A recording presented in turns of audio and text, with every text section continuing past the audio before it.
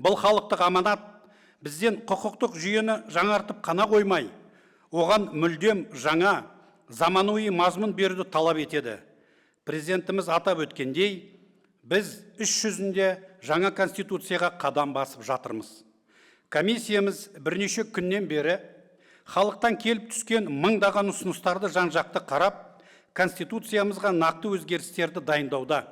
Бұл барлығымыздың бірлесіп атқарып жатқан жұмысымыз. Осы орайда тағы да бір ой пікірлерімді айтуға рұқсат етіңіздер.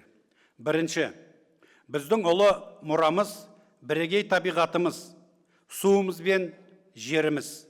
Сондықтан біз Конституцияның преамбулысын жаңа редакцияда біз, Қазақстан біртұтас халқы, табиғатқа ұқыпты қараудың маңыздылығын тани отырып, болашақ ұрпақтың алдындағы жоғары жауапкершілігімізді сезене отырып, осы Конституцияны қабылдаймыз деген ұстанымды қолдаймыз.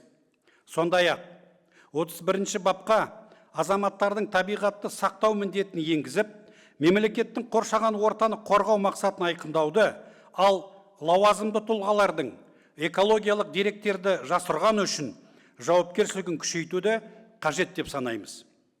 61-ші бап бойынша құрылтайға қоршаған ортаны қорғау заңдарын реттеу, құзыретін беру, бұл біздің экологиялық саясатымызға конституциялық күш береді деп білемін. Бұл ұсыныстар келер ұрпақ алдындағы біздің жауапкершілігімізді нақты айқындайды. Қадірменді әріптестер, талқылау барысында әртүрлі пікірлер мен ұсыныстар айтылуда. Бірақ түпкілікті шешім мемлекетіміздің тұрақтылығы мен егемендігін сақтау мақсатында ғана қабылдануы тиіс. Төле би бабамыздың бірлік бар жерде тірлік бар деген өсиеті бүгінде өзекті.